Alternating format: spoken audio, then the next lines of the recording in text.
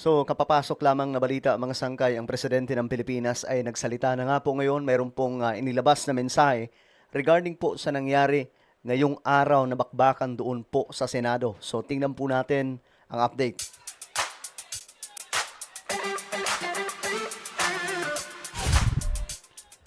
Okay, mga sangkay. So, alamin po natin ito kasi nga po, at least nagsalita na po ang presidente. Ito pong iniintay po natin. Kanina nga pong live natin, mga sangkay, nabanggit ko rin po ito, na hinihintay ko po ang pahayag ng ating Pangulo, maging ang Supreme Court, no, kung ano po ang kanilang desisyon dito hinggil po kay Senator Bato kasi nga po masyadong mainit ang sitwasyon, mga sangkay, at nagkaputukan na.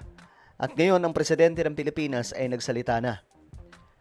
At ngayon nga po, mga sangkay, isa sa information, tumawag na daw po ang presidente natin kay Senate President Cayetano. So, alamin po natin yung mga information, mga sangkay. Anyway, bago tayo magpatuloy, sa mga hindi pa po dyan nakakapag-subscribe, makikita nyo po yung subscribe button sa baba ng video na to. I-click nyo lamang po yung subscribe, i-click ang bell, at i-click nyo po yung all. Sa mga nanonood po sa Facebook, i-follow nyo po yung ating Facebook page. Alright guys, so diretso po tayo. Ito yung balita kasi, ngayon. Ayan. Inanunsyo daw po ni Senate President Alan Peter Cayetano sa isang Facebook Live na tumawag sina Pangulong Ferdinand Bongbong Marcos Jr. at Defense Secretary Teodoro upang kamustahin ang mga senador matapos ang napaulat na putok ng baril sa loob ng Senado. Ayon kay Cayetano, tiniyak ng Pangulo na walang kinalaman ng gobyerno sa insidente ng bakbakan sa loob. Ngayon, mga sangkay, ito pa yung balita. Diretso po tayo, mga sangkay, dito kasi nagsalita na po ang presidente. Okay, diretso po tayo. Magandang gabi po mga minamahal kong kababayan. Ako'y nais magbigay ng isang statement tungkol sa mga pangyayari sa Senado ngayong gabing ito. Mga 2 oras kalahati ko na minomonitor ang sitwasyon. At nung una kong nabalitaan na naputukan, ay ang una kong tinawagan ay si Sec. John Vic Remulla. Okay.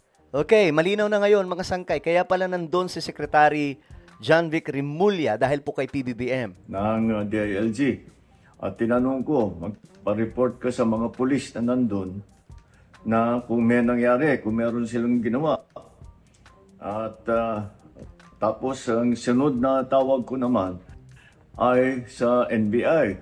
At tinanong ko sa mga NBI at kay Director Matibag, kayo ba ay pumasok sa Senado? Sabi niya, wala kang instruction. Ang sabi sa akin, wala kang instruction, sir. Kaya ba't namin gagawin yun? Kaya masasabi ko sa ating mga kababayan, yung nakikita po ninyo na naka-uniforme sa loob, sa mga sa news. Okay. Ang mga naka-uniforme doon, 2 klase. Yung PNP, Police. na naka-duty sa Okay. Senado. Okay. Nandun sila para bantayan ng Senado. Para mag-crowd control, para i-secure ang Senado. Okay. Yung isa pang may hawak na naka-uniforme ay yung Marines, may Marine Detachment. Okay, so yun po yung nakita natin kanina, mga sangkay. Yung may mga pulis, mayroon din pong mga Marines na nasa loob, yung mga sundalo na naka-uniforme na akala mo makikipaggera, mga sangkay. Sila po. So, para malinaw, ano ang mayroon sa kanila? Ito po ay mula sa Pangulo. Na nandun talaga sa Senado, tiga dun sila. Ang trabaho din nila is secure ang Senado Okay. at magbigay ng yung nakikita ninyong honor guard. Okay. So, ayun na nga po, yung mga Marines pala na nandun, magkakasama sila, kasama po itong mga security na nasa loob po ng Senate. With the PNP, nandun din po yung PNP. Kaya pala nung putukan, mga sangkay, sila magkakasama, yung mga sariling security ng Senate, tapos itong mga Marines, tapos itong mga pulis. Sana magbigay si PBBM ng information regarding po kung sino ang nagpaputok. Yan lang. ang sundalo o pulis na nasa loob, tiga doon ang nandun. Yung isa pang nakita ninyong grupo na kasibilyan at may hawak ng mga mahaba, mga usayon, yun naman sa Sergeant of Ayun, yun, mga sangkay, yung may mga mahabang dala, yan yung security ng Senado. Sergeant at Arms ng Senado. So lahat ng nakikita ninyong naka-uniforme o armado ay nandun, ay tiga doon. Nandun sila talaga. Okay. Doon sila nagjo-duty. Good. At isa pa ay nais kong maibida sa inyong lahat. Wala pong instruction kahit na kanino na hulihin si Senator Bato. Good. At least galing po sa ating presidente, wala daw pong instruction from his office. Kahit kanino daw po. Wala. Okay, kumalma po tayo kasi may mga judgment ang iba na galing daw po ang instruction sa Pangulo o sa mga kung sino pa dyan, NBI, wala daw. Yan po ang linaro ng Pangulo. At ang nangyari, ang NBI, ay sinabihan ko nung lumabas yung resolution ng Supreme Court, mga alas 4 yung kaninang hapon, ay sinabi ko, umalis na kayo dyan. At nag-comply naman sila. Okay, ayan. Para po sa kaalaman ng lahat, kanina ang Supreme Court naglabas ng pahayag na hindi nga po binigyan ng TRO itong si Senator Bato. Pero binigyan po ng 3 araw po ata mga sangkay ang gobyerno natin at ang kampo ni Senator Bato de la Rosa na magkomento tungkol po dyan sa sitwasyon na arrest order from the ICC for Senator Bato. Kaya nung kausap ko si Director Matibag, sabi niya walang NBI doon, nandito lahat kami sa opisina. At ayun po, ay dahil kong mapaalam na sa lahat ng ating mga kababayan, itong pangyayari na ito, ay tayo maging kalma lang po. Nakausap ko na si Senate President Alan. Ayan, yan ang sinabi kanina mga sangkay ni Alan Cayetano na nag-usap na sila ng Pangulo. Cayetano. At nag-agree kami. We agree that the thing to do now is to tell our people all to calm down.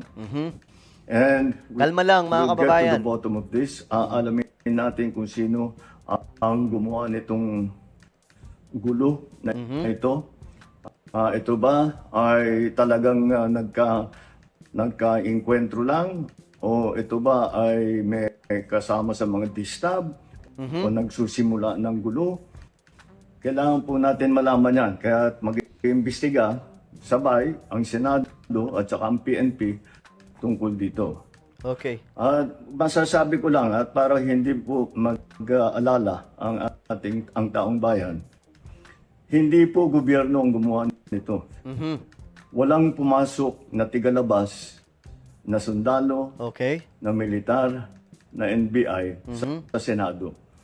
Hindi po natin alam kung sino yon na sumubok na pumasok at saka dahil doon ay nagkaputukan. Aalamin po natin.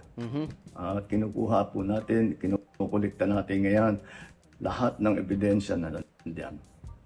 Maraming salamat po. Kalma lang po. Asahan ninyo yung gobyerno po ninyo. Hindi gagawin ito.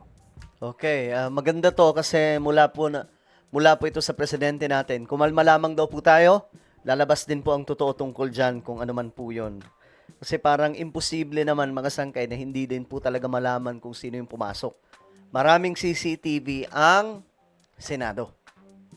Imposible na hindi malaman kung sino-sino ang mga yun. Alright, so kalma lamang po tayo mga sangkay. Ayan nga po sa presidente natin, hindi daw po galing sa kanila. Though ang Senado, sinasabi nila NBI daw. Well, galing din po mismo kay Matibag, hindi daw po sila. At ang NBI, wala din daw pong instruction na ganun. Mga sangkay, so ngayon, siguro ang hintay natin, wala muna, kalma muna ang lahat, wag muna magka-tensyon. Ang bihira, magkakagulo na naman ang Pilipinas. Siguro ang hintay natin, no, maglabas po ng desisyon ang Korte Suprema regarding po dito. Alright, so ito po, anong inyong opinion? Comment down below. Meron tayong YouTube channel. Ito po isang Revelation. Hanapin nyo po ito ngayon sa YouTube. Kapag nakita nyo na, i-click nyo po yung subscribe. I-click ang bell at i-click nyo po yung all. Kung na po ay magpapaalam, mag-iingat pong lahat. God bless everyone.